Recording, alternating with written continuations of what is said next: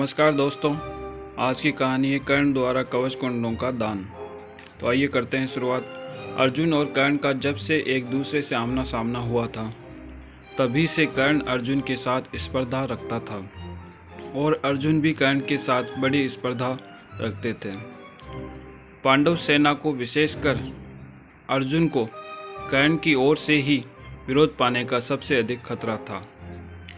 इस युद्ध में जब तक कर्ण के पास दिव्य कवच व कुंडल थे, तब तक उसे जीतना बड़ा कठिन था। अर्जुन की इस शंका को देवराज इंद्र ने भांप लिया था। वे जानते थे कि एक न एक दिन युद्ध भूमि में अर्जुन और कर्ण का सामना अवश्य होगा। इसी से देवराज इंद्र चिंतित थे। अपने पुत्र अर्जुन की रक्षा के विचार से बूढ़े साधु का वेश धारण करके कर्ण के पास पहुंचकर कर्ण से कवच कुंडल दान प्राप्त करने की सोचते हैं।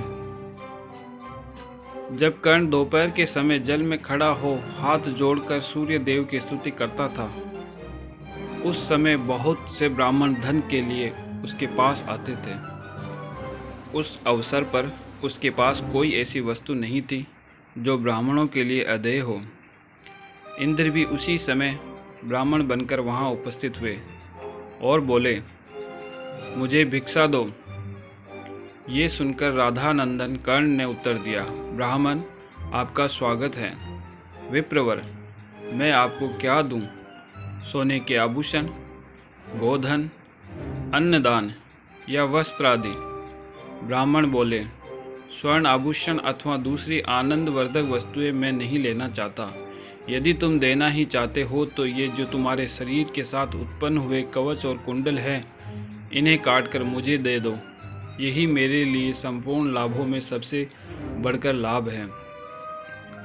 कर्ण ने कहा, ब्राह्मण, यदि आप घर बनाने के लिए भूमि, गृहस्थी बसाने के लिए युवती, बहुत सी गौएं, खेत और बहुत वर्षों तक चालू रहने वाली जीवन वृत्ति लेना चाहे तो मैं सहर्ष दे दूंगा, परंतु कवच और कुंडल नहीं दे सकता।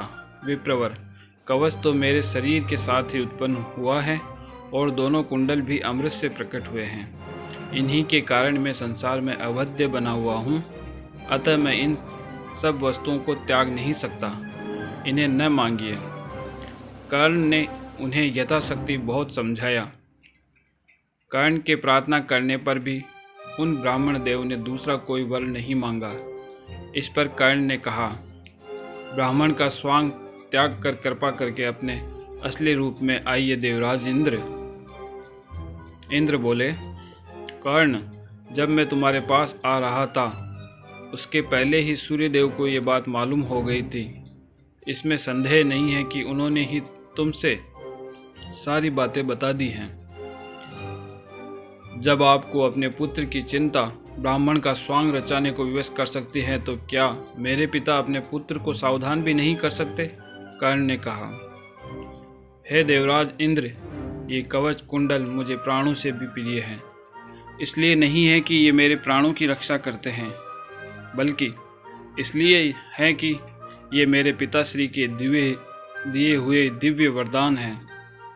अगर ये मुझसे छिन जाएंगे तो उन्हें असहनीय पीड़ा होगी, परंतु फिर भी मैं अपने दान धर्म को निभाने के लिए आपको कवच कुंडल अवश्य ही दान दूंगा, क्योंकि अगर मैं ऐसा करता हूँ तो इससे देवलोक में मेरे पिताश्री का सिर गर्व से ऊंचा हो जाएगा और मेरे जीवन का दान धर्म भी सफल हो जाएगा। मैं आपको अपने शरीर से उधेड़कर कवच और कुंडल तो दे दूंगा, परंतु उस समय मेरे अंगों के कट जाने पर मेरा स्वरूप विभत्स न होना चाहिए। इंद्र ने कहा, कर्ण, तुम्हारा स्वरूप किसी भी प्रकार भी विभत्स नहीं होगा। तुम्हारे अंगों में घाव तक नहीं होगा। कर्ण, तुम्हारे पिता का जैसा वर्ण और तेज है, वैसे ही वर्ण और तेज से तुम पुनः संपन्न हो जाओगे। ये सुनकर कर्ण ने तीखी तलवार उठाई और कवच उधेड़ने के लिए अपने सभी अंगों को काटना आरंभ कर दिया। अपने शरीर से दिव्य कवच को उधेड़कर कर्ण ने इंद्र के हाथों में दे दिया। वह कवच उस समय रक्त से भीगा हुआ ही था। इसी प्रकार उसने कानों के वे कुंडल भी काट कर दे दिए।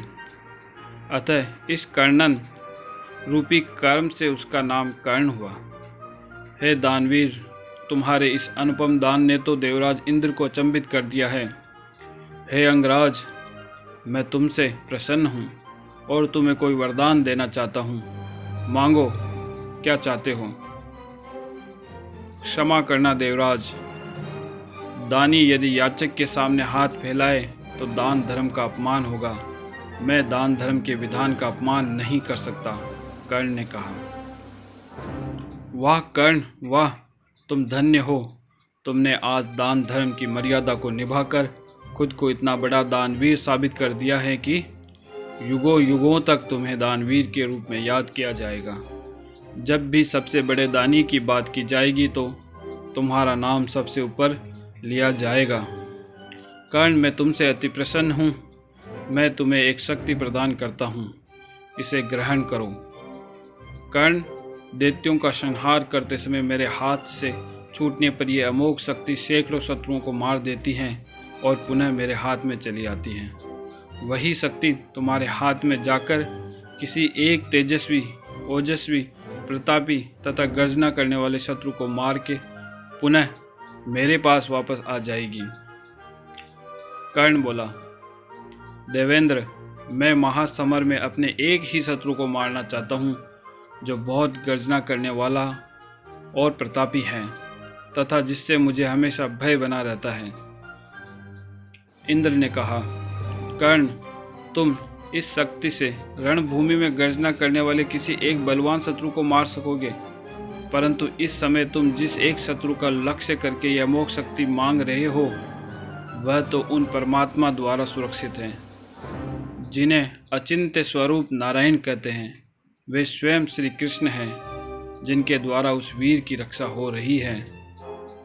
जब तक तुम्हारे पास दूसरे शस्त्र रहे और प्राण संकट की परिस्थिति ना आ जाए तब तक तुम यदि प्रमादवश ये अमोघ शक्ति यूं ही किसी शत्रु पर छोड़ दोगे तो ये उसे न मारकर तुम्हारे ऊपर ही आ पड़ेगी। इस बात का ध्यान रखना। कर्ण बोला, देवेंद्र, आप जैसा मुझसे कह रहे हैं उसके अनुसार प्राण संकट की अवस्था में पड़कर ही मैं आपकी दी हुई इस शक्ति का उपयोग करूंगा। इस प्रकार कर्ण को कवच और कुंडल से वंचित करके एवं संसार में उसका सुयश फैलाकर देवराज इंद्र हंसते हुए स्वर्गलोक चले गए। आप ये कहानी सुन रहे थे स्टोरीज विद PS राठौड़ पर। कहानी को पूरा सुनने के लिए धन्यवाद। इसी तरह कहानियों के लिए इस चैनल को सब्सक्राइब करें।